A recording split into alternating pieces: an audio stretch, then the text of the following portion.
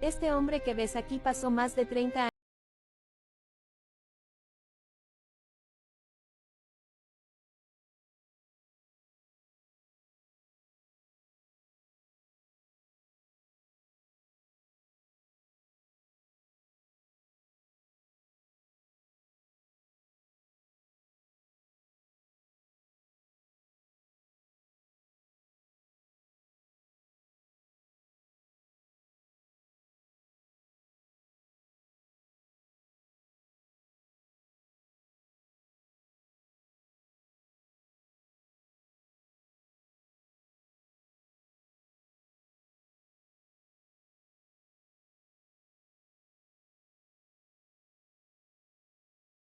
Hasta hoy, su verdadera identidad sigue siendo un misterio.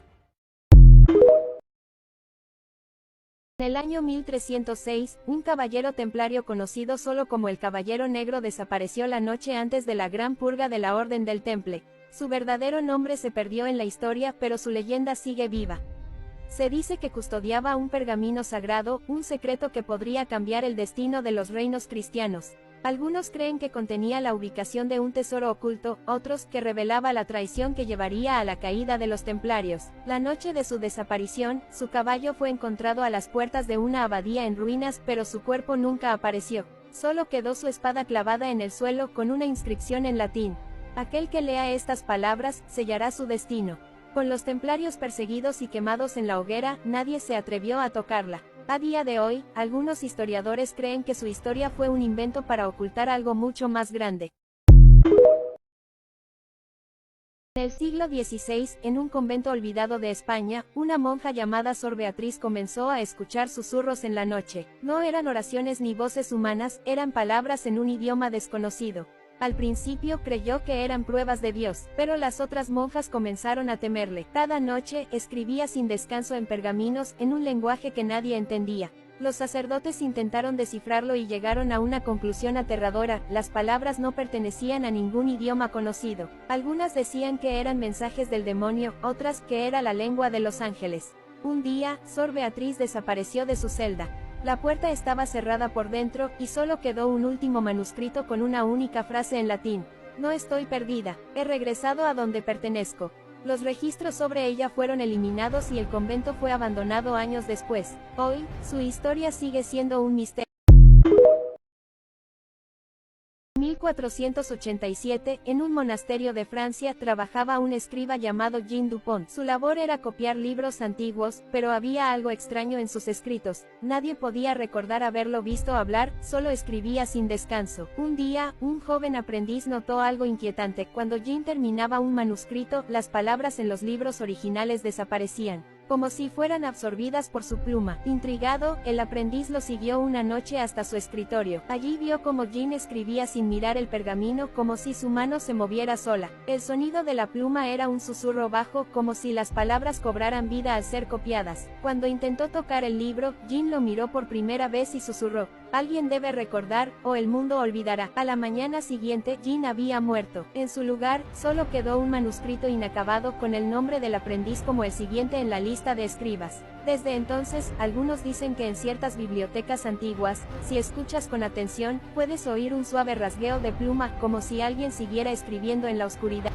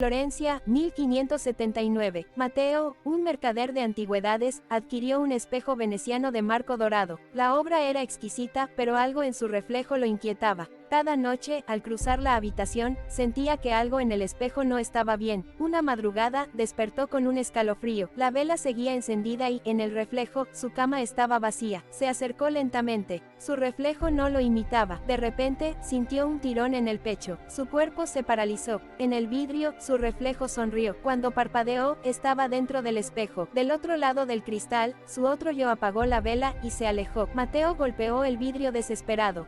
Pero nadie podía escucharlo, y cada mañana cuando los clientes entraban a su tienda, su reflejo los observaba, eligiendo a su próxima víctima.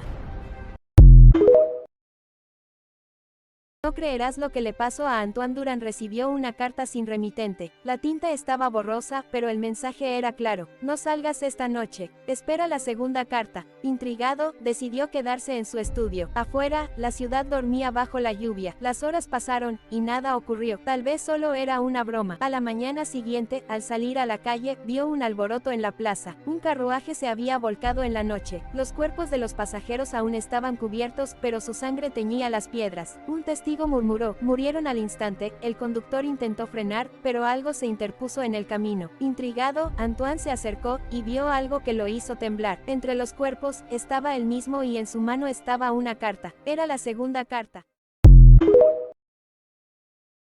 Ámsterdam, 1698. Elías, un escritor frustrado, compró un viejo cuaderno de cuero en el mercado. Sus páginas estaban en blanco, excepto por la última. Alguien había escrito: cuando termines de escribir, él vendrá. Intrigado, Elías decidió usarlo. Cada noche llenaba una página, pero al despertar, su escritura era diferente. No recordaba haber escrito ciertas frases, detalles sobre su vida que nadie más sabía. Y lo más inquietante, su relato avanzaba solo. Un día, llegó a la última página. Su corazón se detuvo. El mensaje original había cambiado. Ahora decía: ya casi terminas. Solo falta escribir la última línea. Elías, con la pluma temblorosa, no se atrevió a continuar. Pero entonces, una nueva frase apareció sola en el papel: si tú no terminas la historia, alguien más lo hará. Londres,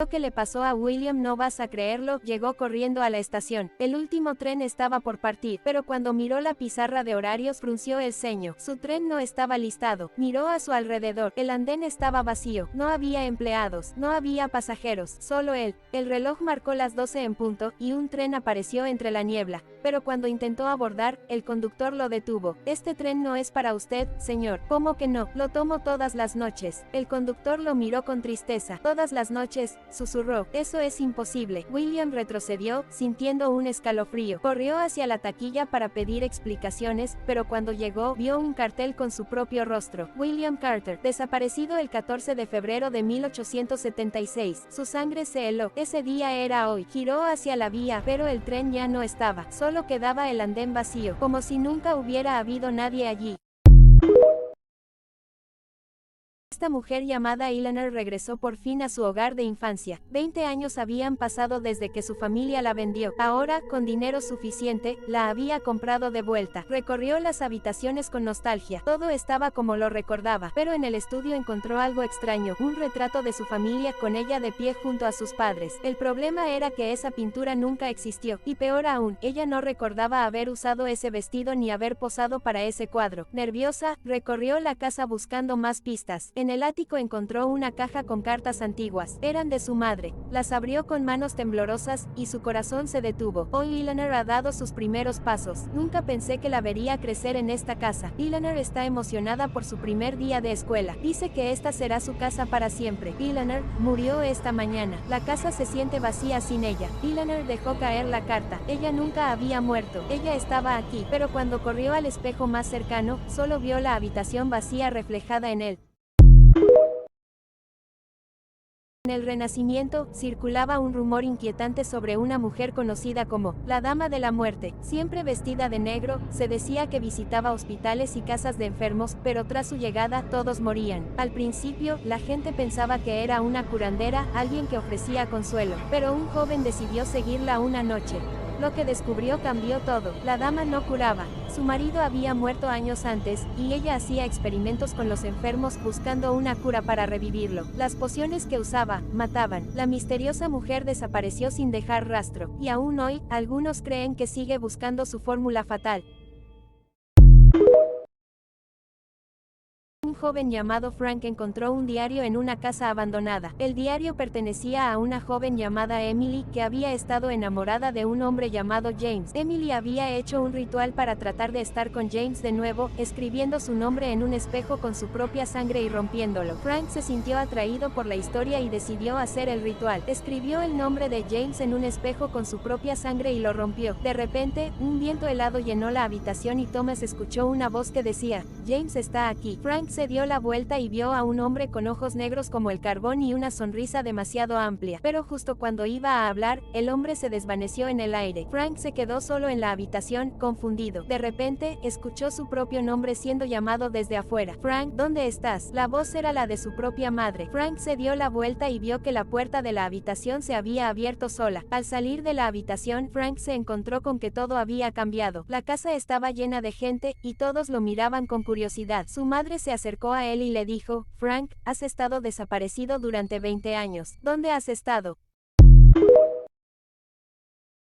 Arturo, un anciano errante en un pequeño pueblo de Europa del Este, siempre murmuraba cosas sin sentido, pero cuando bebía, contaba una historia que pocos querían escuchar. Nació en 1900 en una familia de campesinos. Su infancia fue feliz hasta que la guerra llegó. Soldados invadieron su pueblo y, en el caos, Arturo quedó atrapado bajo los cuerpos de su familia. Se escondió por días, y cuando salió, su hogar estaba en ruinas. Desde entonces, vagó sin rumbo, marcado por lo que había visto. De viejo, tenía una extraña costumbre: cavaba un hoyo y se acostaba dentro como si esperara que el tiempo lo reclamara. Un día, desapareció sin dejar rastro. Algunos dicen que se perdió en el bosque, otros creen que simplemente se acostó en la tierra y nunca despertó.